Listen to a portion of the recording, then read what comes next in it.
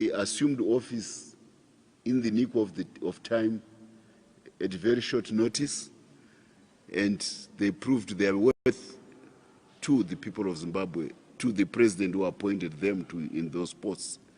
And they made sure that Zimbabwe remains orderly and peaceful on what was supposed to be a fateful day.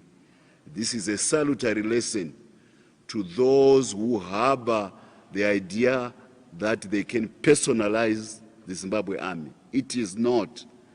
Why would you want to say that you somehow believe that you own the Zimbabwe army simply because you survived a war? Do we now assume that when we were fighting, you were trying to keep your life safe for the day when you can aspire to power? And how are you keeping your life safe?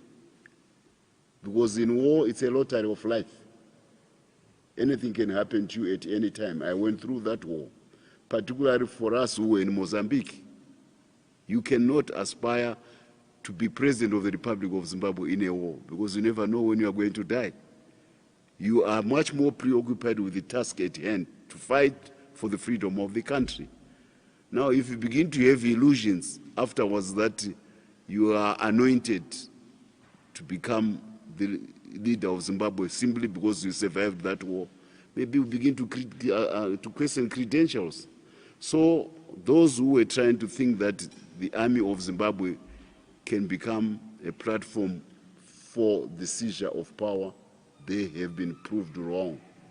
That template does not apply to Zimbabwe.